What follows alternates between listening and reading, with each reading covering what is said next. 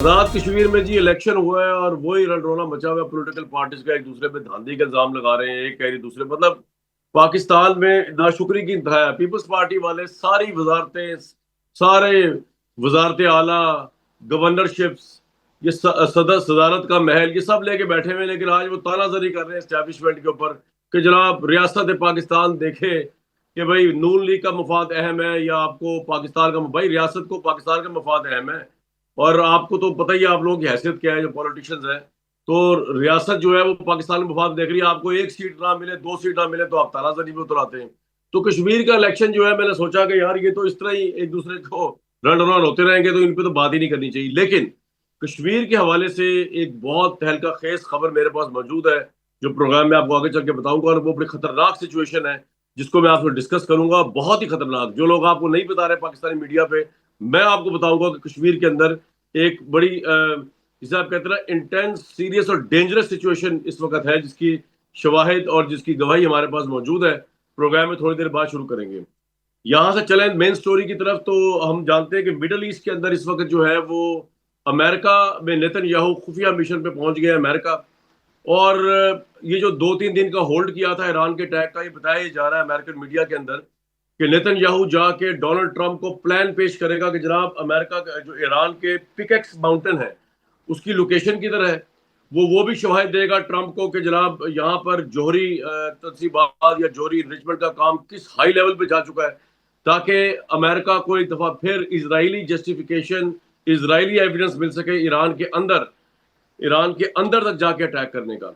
इससे पहले भी नेतन्याहू ने इनको यही बता के वर्गला के तो ईरान पर अटैक किया था, पूरी दुनिया की इकॉनमी का भट्ठा बिठाया। अब एक दफा फिर जो है वो इस मिशन पे गया हुआ है। अब इस मिशन के अंदर एक और बड़ा सरप्राइजिंग एलिमेंट जो है वो शामिल हो चुका है। उस एलिमेंट का नाम है जेलेंस्की, जो यूक्रेन का प्रेसिडेंट है। वो भी मीटिंग में शामिल होगा। अब ये तीनों मिलके स्ट्रेटेजी बनाएंगे कि ईरान के अंदर अटैक कैसे करना है। तो इस सारे हालात के अंदर जबकि अमेरिका का मीडिया बड़े अहम तरीन कुछ सवाल उठा रहा है जो मैं आपके सामने रखता हूँ डोनाल्ड ट्रंप के लिए, लेकिन मुझे यकीन है कि इसका होना तो कुछ नहीं है इन सवाल का। वो एक सवाल ये उठा रहे हैं, क्या आइंदा हफ्तों में उन्होंने कहा जी 6 सवाल जो है ना वो जंग की सिमत का तयन करेंगे। नंबर 1, क्या रिपब्लिकन रहनुमा ट्रंप पर जंग खत्म करने के लिए दबाव बढ़ाएंगे? क्या ये होने वाला है अगले कुछ हफ्तों के अंदर? रिपब्लिकन पार्टी डोनाल्ड ट्रंप की है। इसके अलावा दूसरा सवाल ये है कि क्या अमेरिका की फौजों की जिस तरह हलाकतें हो रही हैं, इस तरह क्या अमेरिका के अंदर एक बहुत बड़ा प्रोटेस्ट आएगा? एक अवामी हमायत जो है मजीद कब होगी? हालांकि अवामी हमायत तो वैसी बड़ी काम है जंग के लिए, लेकिन ये सवाल इंटरनेशनल मीडिया उठा रहा है कि आइंदा 2-3 हफ्तों के 4 हफ्तों के अंदर जो है ये 6 सवाल बड़े अहम होंगे। तीसरा सवाल ये है कि क्या ट्रंप जंग में मजीद शिद्दत लाएंगे एक ऐसे मौके पर जब अमेरिका के जर्नल ब्रीफिंग ये दे रहे हैं डोनाल्ड ट्रंप को कि जनाब कोई ऐसा टारगेट रह नहीं गया ईरान का जिसको आप अटैक करें और मिसाइल मारें तो ईरान जो है सरेंडर कर दे, तो हम अपने स्टॉक पाइल्स क्यों खर्च कर रहे हैं?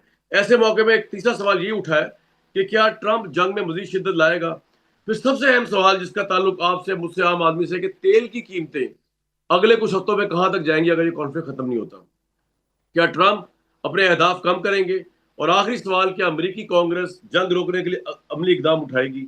ये तमाम सवालात के साथ इस वक्त मीटिंग चल रही है नेतन्याहू, ज़ेलेंस्की और डोनाल्ड ट्रंप की। और मेरे हिसाब से तो वो ये मजीद यही सोच रहे होंगे कि जस्टिफिकेशन तलाश कर रहे होंगे कि जंग को बढ़ाने के लिए ईरान के अंदर कैसे अटैक किया जाए। लेकिन ईरान के अंदर अटैक करना एक बहुत खतरनाक सौदा हो सकता है। इससे पहले अमेरिका जलील हुआ बूटिंग ग्राउंड रख के अफगानिस्तान में, बूटिंग ग्राउंड रख के इराक में।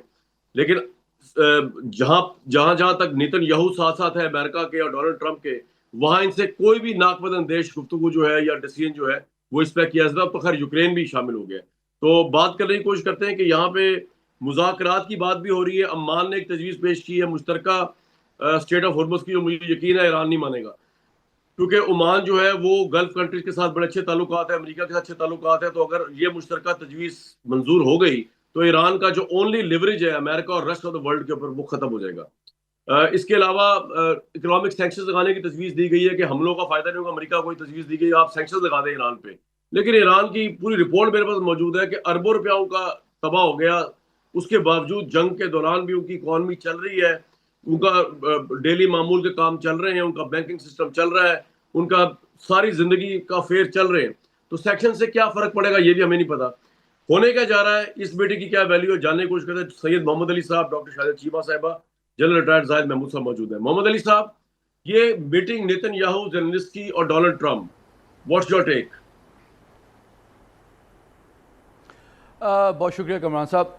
देखें, इसमें तो कोई शक नहीं है कि जो इसराइली असर रसूख अमेरिका की खारजा और दिफाई पॉलिसी पे है, मैं समझता हूँ किसी और मुल्क के मुकाबले में इसकी कोई नज़ीर नहीं मिलती है। लेकिन इस जंग के जो चंद माह चली है, ये बात वाज़े हो गई है कि जो इसराइल की मफादात को आगे बढ़ाने के लिए अमेरिका ने अपनी हार्ड और सॉफ्ट पावर जितनी ज़्यादा इस्तेमाल की है, उसने अमरीकी इस्टेब्लिशमेंट और अमरीकी सियासी क़यादत को भी तशवीश में मुब्तला किया है कि इसराइल की हर ख्वाहिश पे अमल दरामद शायद अमरीका के मफाद में नहीं है, और अमरीका के खारजा पॉलिसी, दिफाई पॉलिसी और सॉफ्ट पावर को बहुत ज़्यादा जो है नुकसान पहुँचा है, और एसेट से ज़्यादा शायद इसराइल एक लाइबिलिटी बनता जा रहा है अमरीका के लिए।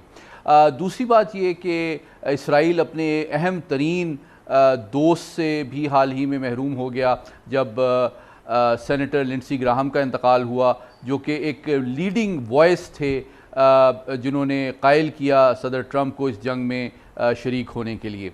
दूसरी बात जो आपने की, मैं उससे बिल्कुल मुत्तफिक हूँ कि बतदरीज अमरीका के अंदर वॉर फटीग भी सिंक इन हो रही है। और आपने जिस तरह बिल्कुल सही कहा, जुमे के दिन chairman joint chief of staff जो है अमरीका के, जनरल केन और जेडी वैंस, उन्होंने भी एक ब्रीफिंग दी है अमेरिका के सदर को, जिसमें उन्होंने बताया है कि सिर्फ मज़ीद तकालीफ और तबाही के ज़रिए से हम अपने मफादात और इस खत्ते में देरपा अमन कायम नहीं कर सकते हैं, और सिर्फ जंग को फैलाना जो है वो अमरीकी मफादात को आगे नहीं बढ़ाएगा। और सबसे इम्पॉर्टेंट तारीख़ी हकीकत कामरान साहब, आप जानते हैं कि इसमें तो कोई शक नहीं है कि दूसरी जंग अज़ीम से लेकर आज तक अमरीका ने कोई जंग जीती तो नहीं है, लेकिन उसने मुल्क, उनके पास इतनी हार्ड पावर है, उन्होंने मुल्क बहुत सारे तबाह कर दिए हैं। और अगर ईरान जो है, अभी तक उन्होंने बहुत ज़्यादा सब्र व तहम्मुल और हौसले का मुजाहरा किया, इसमें कोई शक नहीं है, लेकिन अगर ये मुज़ाकरात का अमल कामयाब नहीं होता और जंग मज़ीद फैलती है और सदर ट्रंप मज़ीद तबाही और मुश्किलात में ईरानी कौम और क़यादत के लिए इजाफ़ा करते हैं, तो डेफ़िनेटली सबसे ज़्यादा नुकसान इसका ईरानी कौम और क़यादत को होगा।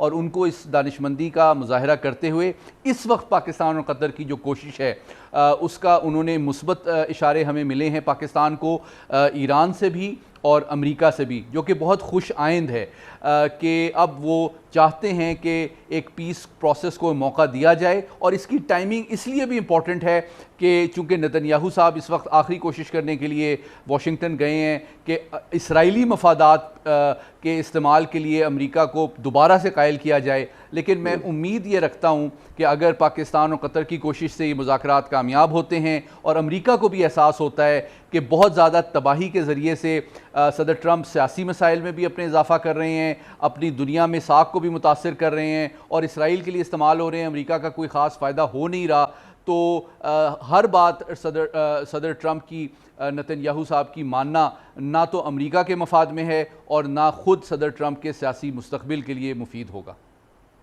लेकिन मोहम्मद अली साहब, इस तमाम तर क्रिटिसिज्म के बावजूद कि जब हमने देखा कि डोनाल्ड ट्रंप पे इतना क्रिटिसिज्म किया गया कि इजराइल के प्राइम मिनिस्टर के कहने के चक्कर में उसने अपनी पॉलिटिकल लेगेसी, अपना वोट बैंक, अपनी पॉपुलैरिटी, अमेरिका की मईशत, अमेरिका के स्टॉक प्राइस स्टेक पे लगा दिए। ना नेतन्याहू ने जो बताया था रिजीम चेंज हो जाएगा, ईरान की अवाम बाहर आ जाएगी, वो हुआ। तो अब ऐसा क्या डिफरेंट है जो डोनाल्ड ट्रंप फिर भी अट्रैक्टेड होंगे towards the plan of Netanyahu, जिसमें वो पिगेक्स माउंटेन पे शायद एविडेंस पेश करेगा कि यहाँ पे और आपको लगता है कि कोई एविडेंस इजराइल के पास कॉप्ट अप भी हो या हो, उसकी बुनियाद पे डोनाल्ड ट्रंप ये फैसला कर देगा आपकी दफा के बूट ऑन ग्राउंड या उस इंस्टॉलमेंट पे अटैक किया जाए? दो बातें। पहले तो मैं ये आपके तवज्जुह से नाज़रीन को बताना चाहता हूँ कि अभी तक जो सदर ट्रंप ने इसराइली क़यादत को जवाब दिया है, इस बात का वो थोड़ा सा उसमें रिडिक्यूल का पहलू भी है कि आप हमारी कोई इंटेलिजेंस से मालूमात में इजाफ़ा नहीं कर रहे जो कि अमेरिका के पास ऑलरेडी मौजूद नहीं है। उनको ईरान की जो सलाहियत है उसकी हवाले से काफ़ी कुछ पता है, पहली बात। दूसरी बात ये कि ये भी एक हकीकत है कि अपनी गलतियों से सदर ट्रंप भी शायद किसी हद तक सीख रहे हैं और उनको ये अंदाज़ा हो रहा है कि सिर्फ विटकॉफ साहब और कुशनर साहब की बातें सुन के और नेतन्याहू साहब की बातें मान के अमेरिका की खारजा और दिफाई पॉलिसी नहीं चलाई जा सकती। जो अमेरिका के इंस्टीट्यूशंस हैं, चाहे वो CIA हो, चाहे पेंटागन हो, चाहे स्टेट डिपार्टमेंट हो, उनकी राय बड़ी मुस्तनद और अहम होती है और तवाहन और कराहन अब वो उसको अहमियत दे रहे हैं और वो उनको इसका एहसास हो रहा है कि सिर्फ नेतन्याहू साहब की बात पे भरोसा करके उन्होंने अमरीकी जो उनकी चूँकि अप्रोच टुवर्ड्स स्टेट क्राफ्ट ही ये थी कि वो वाइट हाउस से ही अमेरिका को चला रहे थे और अमरीकी पॉलिसी को चला रहे थे और इंस्टीट्यूशंस को उन्होंने सरकुमवेंट किया था या इग्नोर किया था और इसी का उनको खमियाजा भुगतना पड़ रहा है। तो बतदरीज यूँ लगता है कि अब वो सिर्फ शायद नेतन्याहू साहब की बातों में नहीं आएंगे। देखिए, ज़ेलेंस्की साहब जो हैं उनका फैक्टर किसी हद तक एक लिमिटेड वैल्यू रखता है, लेकिन उनको भी ये बात पता है कि चूँकि इसराइल और मिडिल ईस्ट के हवाले से उनके भी कुछ वफादात हैं। कुछ मिडिल ईस्ट के ममालिक ने कोशिश की है कि ईरान के ख़िलाफ़ जो ड्रोन्स वगैरह के ख़िलाफ़ जो एयर डिफेंस सिस्टम या टैक्टिक्स यूक्रेन ने डेवलप की हैं उनसे इस्तिफ़ादा किया जाए। लेकिन मैं ये समझता हूँ कि इससे बहुत ज़्यादा तवक्को करना कि इस जंग में एक मेजर फरीक यूक्रेन बन सकेगा, ये इसलिए भी पॉसिबल नहीं है कि ख़ुद वो रूस के साथ एक बड़ी जंग में इस वक्त शरीक हैं और उनके जो वसाइल हैं एयर डिफेंस सिस्टम के और तीसरी जो महारत है वो फुली कमिटेड है रूस के ख़िलाफ़। इसलिए वो एक सिफारती सतह पे थोड़ी हमदर्दी या अपने तजुर्बात शेयर कर सकते हैं इसराइल और अमेरिका के साथ कि ड्रोन वॉरफेयर का मुकाबला कैसे करना है, लेकिन कोई बहुत ज़्यादा टेक्निकल सपोर्ट या टेक्निकल माविनत जो है मैं समझता हूँ वो उसकी तवक्को करना शायद हकीकत पसंदाना नहीं। बिल्कुल ठीक, बिल्कुल ठीक, बिल्कुल ठीक। जनरल साहब, वन बाय वन आएंगे चीजों पे। काफी चीजें मौजूद हैं जिसमें मैं चाहता हूँ आप तीनों की राय ली जा सके। नेतन्याहू, ज़ेलेंस्की और डोनाल्ड ट्रंप क्या नया गुल खिला रहे हैं सर इस वक्त? यार क्या हम उससे, क्योंकि सारी दुनिया की नजरें हम जो मीडिया में पाकिस्तान के बैठ के टॉक कर रहे हैं, अगर इनकी वैसे मुलाकात हो रही होती तो भी जस्ट गिव अ डैम। लेकिन मसला ये है कि हमारे यहाँ पे जंग छिड़ी हुई है और यहाँ से मुराद ये कि बॉर्डर पे ना भी हो, जो एनर्जी कॉरिडोर्स हैं रेड सी से लेके स्ट्रेट ऑफ होर्मुज तक, वो इफेक्ट कर रहे हैं जंग में। तो ये क्या नया गुल खिला रहे हैं इस वक्त बैठ के, आपके ख्याल में? जी, थैंक यू कमरान साहब for having me. I think काफ़ी हाथा किया है मोहम्मद अली साहब ने जो सिचुएशन का। देखिए, इस वक्त तो बैडली रिक्वायरमेंट है नेतन्याहू की कि एक हॉट वॉर की तरफ दोबारा ट्रंप को लेकर जाएं और प्राइमरीली वो इस चीज़ को लेकर जाना चाहते हैं till the elections in Israel, और उस चीज़ को लेकर जाना चाह रहे हैं। और वो चाहते हैं कि जब, और वो ये भी कोशिश करेंगे कि इसराइल को भी शामिल किया जाए इन हॉट अटैक्स के अंदर ईरान के ऊपर, ताकि मिलिट्री टारगेट्स को तो अमेरिकन टारगेट करते रहते हैं ईरान के अंदर, लेकिन जो सिविल स्ट्रक्चर्स हैं या जो एनर्जी के स्ट्रक्चर्स हैं उसको कई दफ़ा डेलिबरेटली, और कई दफ़ा उसको आदत है कि ट्रंप गुस्से भी होते रहेंगे लेकिन अपना काम वो करता रहता है। ट्रंप नाराज जरूर तो होते हैं इसराइल से, मुझे तो आई हैव नो डाउट के दोनों हैंड्स इन ग्लव है इजराइल ये। हीट है। हाँ बिल्कुल, वो अपना करता रहेगा जी। और इनकी एनर्जी इकोनॉमिक स्क्वीज करना चाहते हैं, वो वंस फॉर ऑल ईरान का मामला सेटल करना चाहता है, क्योंकि अभी जो रिसर्जेंट ईरान है अगर वो सरवाइव कर गया है और काफी सरवाइव कर गया और अपना जो चेस बोर्ड ठीक कर लेता है मिडिल ईस्ट के अंदर, तो ये मौत है इसराइल के लिए। जैसे वाइबल पाकिस्तान इंडिया की मौत है इस रीजन में, वहाँ वाइबल ईरान इसराइल की एक्सपेंशनिस्ट पॉलिसी के सामने सबसे बड़ी दीवार है। तो उनकी प्रायोरिटी वन तो ये होगी कि ये हॉट परसूट में जाए, ज्यादा टारगेट्स लें और फिर वही गलती दोहराएं जो पहले उन्होंने दोहराई है। और देखिए, और जहाँ पे ज़ेलेंस्की का ताल्लुक है, एक एक बड़ा कैनवस दिखाना चाह रहे हैं कि जी हम ईरान को वो मैसेज दे रहे हैं कि आपके जो इकोनॉमिक इंटरेस्ट है या जो आपकी शिपमेंट्स हैं या जो आपके ऑब्जेक्टिव हैं और आपकी जो पॉलिटिकल कोलैबोरेशन या सपोर्ट मौजूद है, स्ट्रेटेजिक पार्टनरशिप विद रशिया, उसको वो चैलेंज कर रहे हैं कैस्पियन सी के अंदर। ऑफ कोर्स वो ईरान का रिस्पांस भी बढ़ाना चाहता है कि अदर देन मिडिल ईस्ट ये और रीजन्स में भी शायद अपनी एंगेजमेंट करे, ताकि इसके जो स्टॉक पाइल्स हैं, जो मिलिट्री एफिशिएंसी है वो कम हो और ज्यादा स्प्रेड के साथ इसको साइकोलॉजिकल डोमेन में भी इसको डोमिनेट करना चाहते हैं।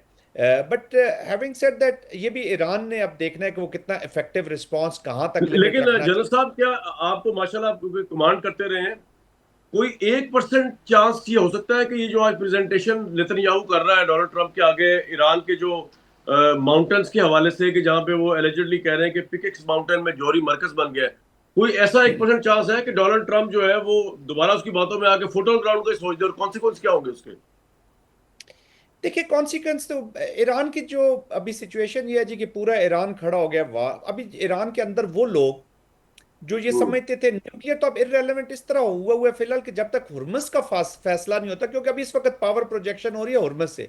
अमेरिका की priority number one is Hormuz, कि इससे मैं इससे निकलूं, इससे जान छुड़वाऊं, तो फिर हम्म। जो मेरा पॉलिटिकल ऑब्जेक्टिव है न्यूक्लियर, मैं उसकी तरफ जाऊं।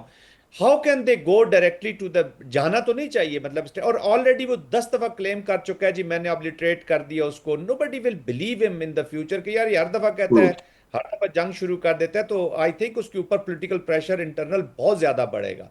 नेतन्याहू ऑलरेडी उसको ड्रैग करके अपना एग्जिट कार्ड के तौर पे एक दफा यूज कर चुके हैं। ये वो कार्ड है जो यूज हो चुका है नेतन्याहू के लिए। तो it will be strategic blunder कि अगर दोबारा वो उस तरफ जाते हैं तो। जब तक हुर्मस का, क्योंकि इनके जो रीजनल पार्टनर्स हैं, अभी आपको मैं बताऊं, अमेरिकन हमेशा उसी वक्त रिएक्ट करते हैं सीरियसली जब उनको खुद पेन शुरू हो। 2014 में जब हौसीज आए तो सऊदी अरेबिया जी। को उन्होंने इनडायरेक्ट बड़ी सपोर्ट दी।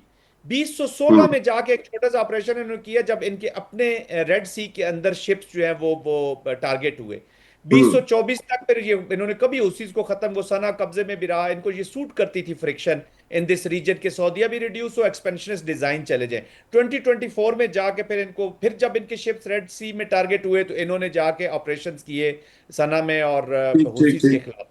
तो जब उनको ये रीजनल पार्टनर्स को भी ये चीज देखनी है कि ये जो सिक्योरिटी आर्किटेक्चर में लगे हुए हैं, तो ये जितना ये इस जंग को आगे बढ़ाएंगे, इनकी ये जो लीवरेजेस इन दिस रीजन है, प्रेजेंस है, ये अंडरमाइन होगी। ये यूनिलैटरल पावर जो है, ये ट्रांजिशन पीरियड तो खैर शुरू हो चुका है, ये और स्पीड में इसकी ग्रिप खत्म होगी। और इसको आगे चल के ट्रम्प की तो चले टेन्योर खत्म हो जाएगा, but 10 years down the line, a week, बल्कि मैं तो उसकी प्रेजेंस को भी देख रहा हूं कि खत्म हो जाएगी अगर ये इसराइल को इसी तरह परसू करते रहे।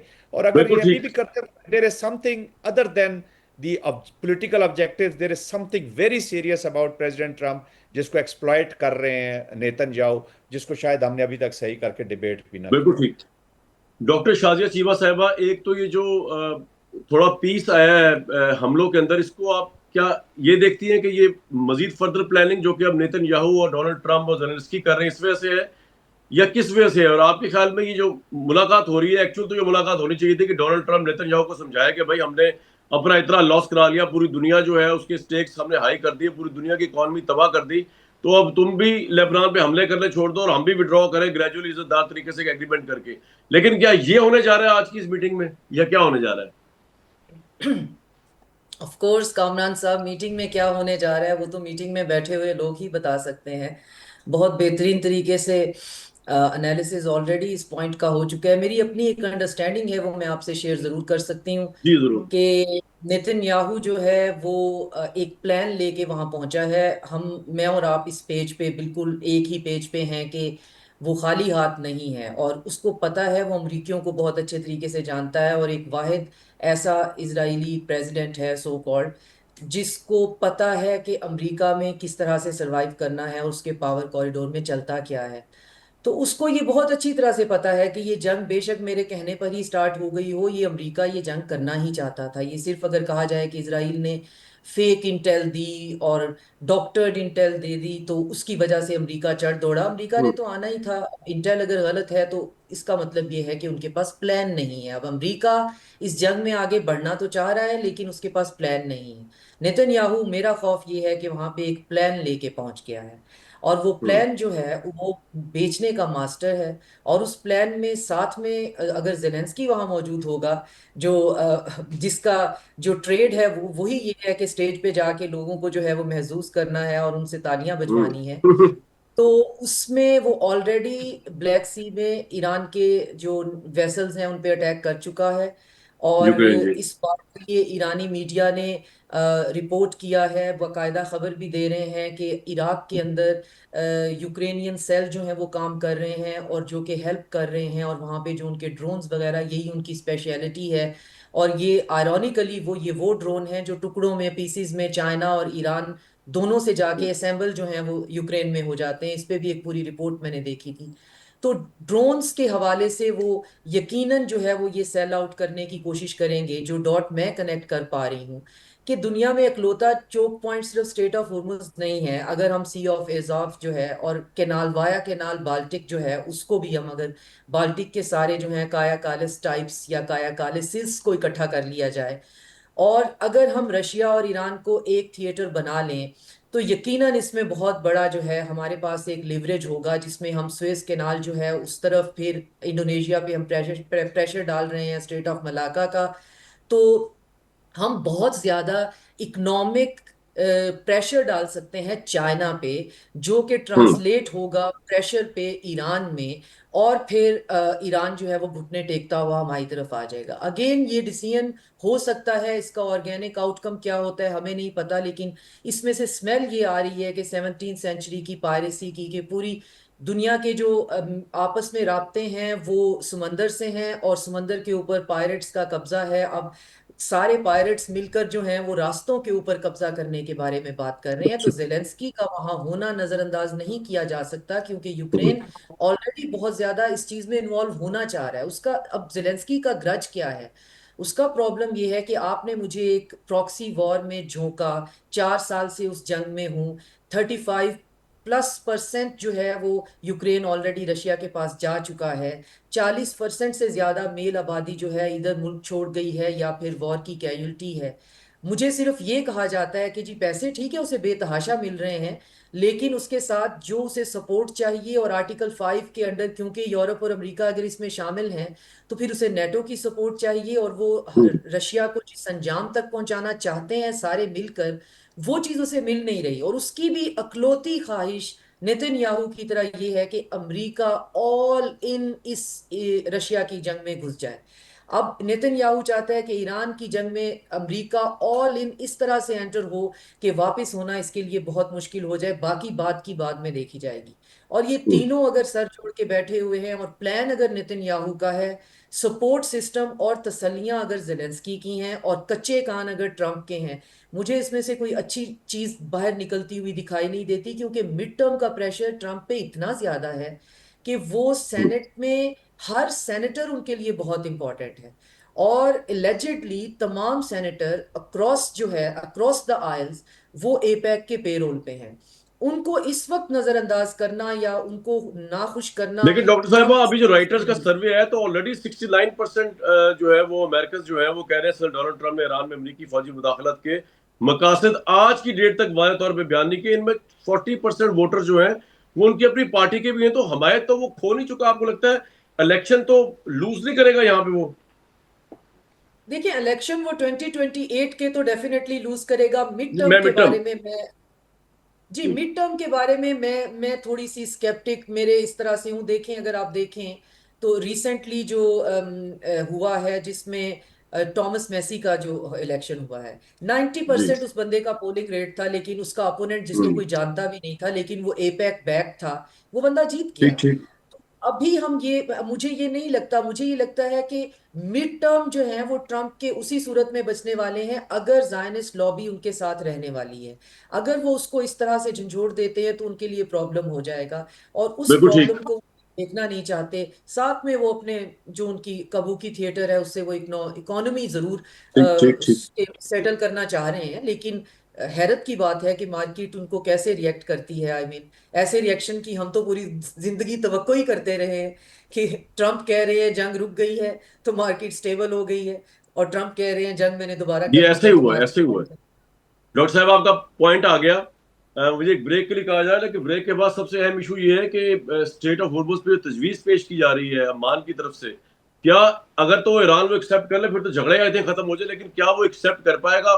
More than that, Pakistan Qatar ये इस वक्त क्या कर रहे हैं इसको लेकर, और पूरी गल्फ कंट्री इस वक्त पाकिस्तान की तरफ दौड़ रही है कि पाकिस्तान से एक सिक्योरिटी अम्ब्रेला मिल जाए, स्ट्रेटेजिक एग्रीमेंट्स हो जाए, पूरा गल्फ दौड़ रहा है पाकिस्तान की तरफ। ये हमारे लिए एक है तो बहुत बड़ी बात, लेकिन ये कितना बड़ा चैलेंज होगा। और ब्रेक से वापस आऊंगा तो आपको मैंने बताया था कि जो कोई चैनल्स और कोई प्रोग्राम पाकिस्तान में इस वक्त कश्मीर के असल हालात नहीं बता रहा, सनसनीखेज हालात, वो हम आपको इंशाल्लाह बताएंगे ब्रेक के बाद। और बहुत ही डेंजरस हालात है इस वक्त कश्मीर में, इलेक्शन और नो इलेक्शन बात हो रही है कि वहां पे इस वक्त हो क्या रहा है, वो आपको रिपोर्ट करेंगे डायरेक्ट हॉर्सेस माउथ से एक ब्रेक के बाद। कश्मीर के सनसनीखेज हालात आपको बताएंगे प्रोग्राम में भी आगे चल के, लेकिन सबसे पहले मोहम्मद अली साहब, क्या ये तजवीज़ जो ओमान की है ईरान मान लेगा, जिसके अंदर जॉइंट कंट्रोल होगा स्टेट ऑफ हॉर्मस का ओमान और ईरान के पास? दूसरा, हमारे एंड पे कतर वगैरह ये क्या कर रहे हैं? मुज़ाकरात को हो रहे हैं या कुछ नहीं हो रहा, या सिर्फ अमेरिका और इसराइल का वेट किया जा रहा है दोबारा कब अटैक शुरू करते हैं वो? अच्छा, मैं आपके दूसरे सवाल का पहले जवाब देता हूँ। देखें, इस वक्त ताज़ा तरीन इतलात के मुताबिक सदर ट्रंप ने इस बात का इंकशाफ किया है कि ईरान के पब्लिक डिनाइल के बावजूद जो मुज़ाकरात हैं पाकिस्तान और कतर की मदद से वो जारी हैं, और पाकिस्तान और कतर ने एक प्रपोज़ल भी शेयर किया है पीस के हवाले से, पीस टॉक्स की रिवाइवल के हवाले से ईरान और अमेरिका दोनों से, और पाकिस्तान को ईरान और अमेरिका दोनों की जानिब से इसका मुस्बत रद्द-ए-अमल मिला है कि दोनों साइड्स जो हैं वो अब दोबारा से मुज़ाकरात का एक नया दौर शुरू करना चाहती हैं। और इसका सबसे बड़ा सबूत कामरान साहब ये है कि सदर ट्रंप का ये कहना है कि 13 दिन जो मुसलसल उन्होंने ईरान पर बमबारी की है, जुमे के दिन उनको लेटेस्ट अटैक प्लान जो पेंटागन की तरफ से प्रेजेंट किया गया, उसको सदर ट्रंप का कहना है कि उन्होंने अप्रूव नहीं किया है, और क्योंकि वो अब दोबारा से सिफारतकारी को एक मौका देना चाहते हैं कि अगर मज़ीद तबाही से ईरान बचना चाहता है तो वो मुज़ाकरात की तरफ दोबारा आए। अब आपके पहले सवाल की तरफ आते हैं, गल्फ़ ऑफ हॉर्मज़ की जहाँ पे बात है। देखिए, मैं समझता हूँ कि ईरान के पॉइंट ऑफ व्यू से ये चारों जो मामलात हैं ये एक दूसरे से जुड़े हुए हैं, और वो यकतरफ़ा तौर पे उनकी सिफारती हिकमत अमली जो है वो किसी एक इशू को, चाहे वो उनका एटमी प्रोग्राम हो, चाहे आबनाए हरमज़ हो, चाहे उनके जो माशी असासे हैं उनकी बहाली हो, चाहे लबनान में देरपा जंग बंदी हो, इन चारों चीज़ों को वो एक मरबूत अंदाज में एक कॉम्पोजिट डायलॉग के शक्ल में आगे बढ़ाना चाहते हैं। और मैं समझता हूँ हकीकत पसंदाना अंदाज में भी अगर अमेरिका और ईरान किसी हद तक इंक्रीमेंटली फ्लेक्सिबिलिटी दिखाते हैं किसी एक इशू पे, तो ये एक गुडविल कॉन्फिडेंस बिल्डिंग मेजर होगा, जिसके नतीजे में दूसरी साइड इसको रिकॉग्नाइज़ करते हुए लाइकली है कि दीगर मामलात पे भी लचक का मुजाहरा करने पे आमादगी ज़ाहिर करेगी। लेकिन अगर हम तमाम चारों इशू में से किसी भी एक इशू को अलग से देखते हैं तो मैं नहीं समझता कि ईरान या अमेरिका और ये गल्फ कंट्रीज जो पाकिस्तान कोई कमेंट अभी जो बड़ी इसके इफेक्ट्स क्या देखते हैं आप? जी,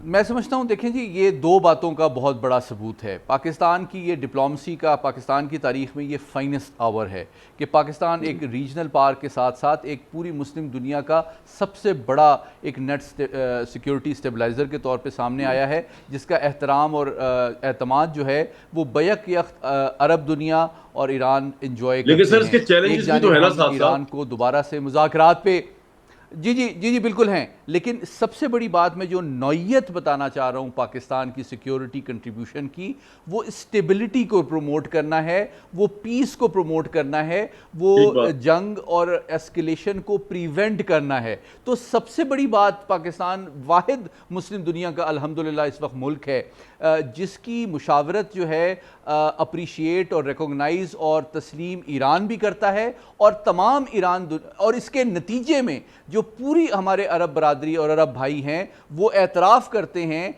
कि ईरान पे जितना लेवरेज इस वक्त पाकिस्तान का है किसी और मुल्क का नहीं है। तो अगर हमने ईरान के हमलों से बचना है और अपनी सलामती को इंश्योर करना है तो पाकिस्तान बेस्ट गारंटर है, क्योंकि वो ईरान को भी कन्विंस करने की सलाहियत रखता है और उसकी फ़ौज भी दुनिया की बेहतरीन है। तो उनके तजुर्बे और उनकी महारत से भी वो हमसे इस्तिफ़ादा करना चाहते हैं, चाहे कतर हो, चाहे कुवैत हो, चाहे सऊदी अरब हो। तो मैं समझता हूँ ये पाकिस्तान का बहुत ज़बरदस्त रिकॉग्निशन है कि मुस्लिम दुनिया के हम सबसे बड़े स्टेबलाइजर के तौर पे सामने आए हैं, बजाय कि हम एक का फरीक बन के दूसरे के खिलाफ मज़ीद कशीदगी में इजाफे के लिए इस्तेमाल हो।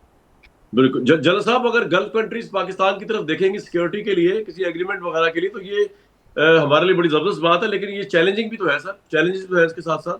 फिर उन गल्फ कंट्रीज का जहां जहां कॉन्फ्लिक्ट होगा वहां पे हम होंगे।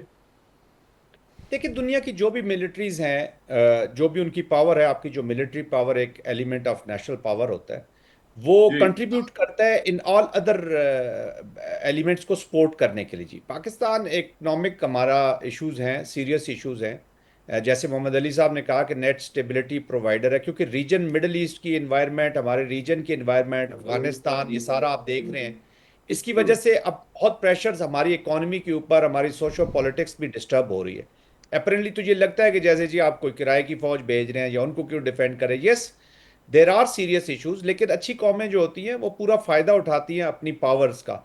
ये किसी के खिलाफ तो इत्तेहाद हो नहीं रहा जी, ये तो एक इत्तेहाद हो रहा है बायलैटरल। इसको अभी तक देखा जाए, जब तक कलेक्टिव एक जाता नहीं, और अगर कलेक्टिव सिक्योरिटी आर्किटेक्चर के अंदर और मुल्क भी आते हैं और पाकिस्तान उसमें एक कलीदी किरदार अदा करे, तो आप अपनी लीवरेज देखें जो मिडिल ईस्ट के ऊपर, इन रीजनल कंट्रीज के ऊपर, रीजनल पावर्स के ऊपर कितनी ज्यादा हो जाएगी। देखिए, ये वक्त आ गया मिडिल पावर्स की शोकेसिंग हो रही है।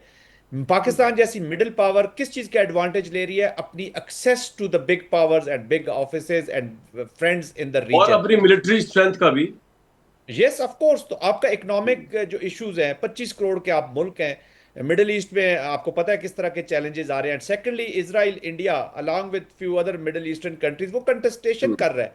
स्पेसेस कभी छोड़ी नहीं जाती इस वजह से जी कि शायद हमें ये खतरा हो, ये चीज हो गैप नहीं सकती है। छोड़ते पावर अगर का आप, जी। हाँ, उसके लिए जरूरी बस सिर्फ ये है कि जो इंटरनल इत्तेहाद है या जो इंटरनल स्ट्रेंथ है, दैट इज वेरी इंपॉर्टेंट। आप एक्सटर्नल अचीवमेंट्स तब भी कर सकते हैं जब इंटरनली आप सही स्ट्रांग जुड़ के मिल के परसू करें अपने नेशनल ऑब्जेक्टिव्स को। तो ऑफ कोर्स ये नहीं हो सकता कि एक चीज के खौफ से या एक एक फ्यूचर का एक बना ले कि जी ये ऐसा हो जाएगा। तो you have to take measures जिन चीजों से आपको डर है, ताकि एज अ नेशन आप प्रोग्रेस कर सकें। A very good thing is happening to Pakistan, इसको आगे चलते रहना चाहिए जी। राइट। चीमा साहिबा, गल्फ कंट्रीज जो इस वक्त एक तरफ अमेरिका के हाथों परेशान है, उनको मिलिट्री बेसिस दे के ईरान से हमले खा रही हैं, ईरान से अलग वो परेशान है, इसराइल के हाथों वो अलग परेशान है। तो इफ दे आर टिल्टिंग और they are seeking refuge in Pakistan security umbrella, ये हमारे लिए अच्छी बात तो है, लेकिन इसके साथ साथ चैलेंजेस भी तो है। अच्छी बात वही है, जैसे हमारे बाकी कोलीग्स ने बता दिया कि पेरिफेरीज पे रहना, फ्रिंजेस पे रहना कभी भी फायदेमंद नहीं होता। Part of, hmm. Even part of the problem जो है उसके अंदर आकर आपको पता चलता है कि जी हो क्या रहा है। यही मेरा आर्ग्यूमेंट था जब हमने peace of board of peace जो है उसके हम पार्ट बने थे, कि भले हम कुछ ना कर सकें लेकिन चैलेंजेस बहुत ज्यादा हैं। और जो डिजाइन डिस्कस हो रहा है, अगर ये सिक्योरिटी अरेंजमेंट बायलैटरल ही रहते हैं, तो फिर हम ये जो नीवे नीवे होकर गुजरने वाली बात है, हम बहुत से रीजनल और इंट्रा रीजनल और इवन इंटरनेशनल जो एलिमेंट्स हैं उनके लिए बहुत बड़ा थ्रेट और उनके लिए बहुत बड़ी इंटिमिडेशन की चीज़ बन जाएंगे, जिसके लिए हम डोमेस्टिकली अभी इतने केपेबल नहीं हैं कि हमारे अंदर कलर रेवोल्यूशंस इस तरह से तैयार किए जाएं, या हमारी फॉल्ट लाइंस को इस शिद्दत से और इस इन्वेस्टमेंट से अगर खरीदना शुरू कर दिया जाए, तो मेरी उस पर बहुत शदीद रेजर्वेशंस हैं। और मेरा ये मानना है कि ऐसा इतना जो है वो रेकलेस किस्म के मूव जो हैं, मेरा नहीं ख्याल के हो रहे हैं। खबरों की हद तक ही है। सऊदी अरेबिया के साथ हम्म। हमारा बिल्कुल एक डिफरेंट रिश्ता है, चाहे वो पीस ऑफ पेपर साइन होता या ना होता, हम उनके साथ खड़े हुए हैं। हमारा उनका रिश्ता ही बहुत डिफरेंट है। इवन हमारे न्यूक्लियर प्रोग्राम से जो लोग बहुत दफा इस बात को करते हैं, इससे पहले भी बाकी किसी भी कंट्री के साथ, और वो भी गल्फ के कंट्रीज के साथ, बायलेटरल सिक्योरिटी अरेंजमेंट एक बहुत ही सुइसाइडल और एक बहुत ही बड़ा गैम्बल होने वाला है अगर कोई भी मुल्क ऐसा करता है, क्योंकि उन वो वहां पे स्टेबिलिटी है ही नहीं। तो ये होगा अल्टीमेटली एक सिक्योरिटी अरेंजमेंट होगा जो रीजनल कंट्रीज अपने फंक्शनल रिलेशंस को देखते हुए इंडिविजिबल सिक्योरिटी की बेस पे करेंगे, कि मेरी हम्म। सिक्योरिटी तुम्हारी सिक्योरिटी पे नहीं है। और जब ये आपस की रिलेशनशिप को फंक्शनल कर लेंगे, मोहब्बत के रिश्ते बेशक ना बनाए, तो फिर इस सिक्योरिटी जो एक स्ट्रक्चर बनेगा, जो कि अगेन चाइना का विजन है 2035 का और फिर 40 का, उसको आगे लेके चलेंगे, जिसका फोर रनर पाकिस्तान होगा। और उसके अंदर उस एक राइट। डिजाइन जो अगेन मुस्लिम उम्मा नहीं है, जिसको बहुत से लोग इस तरह भी कंफ्यूज कर रहे हैं, मुस्लिम नेटो भी नहीं है। वो एक स्ट्रक्चर है जो कि बहुत एब्स्ट्रैक्ट है अभी, लेकिन बहरहाल वो थिंक टैंक्स में डिस्कस हो रहा है। चाइना उस पर बहुत टाइम से काम कर रहा है कि हमारी सिक्योरिटी जो है वो नेटो स्टाइल की सिक्योरिटी पे नहीं चल ठीक। राइट। सकती है। तो बिल्कुल और ठीक। पाकिस्तान के लिए बहुत चैलेंजेस हैं अगर पाकिस्तान बायलैटरल इस तरह सिक्योरिटी देना शुरू करता है। बिल्कुल ठीक, चैलेंजेस तो बिल्कुल साथ साथ हैं जी।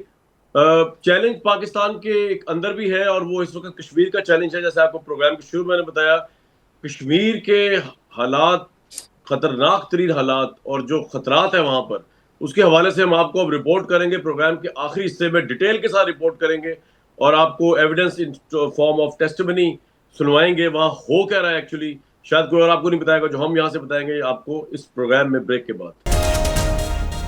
कश्मीर के इलेक्शन से भी बियॉन्ड कश्मीर के हालात, हमारे साथ डॉक्टर कलीम, आपका ताल्लुक सदोदई कबीले से, आप उसके सरदार हैं।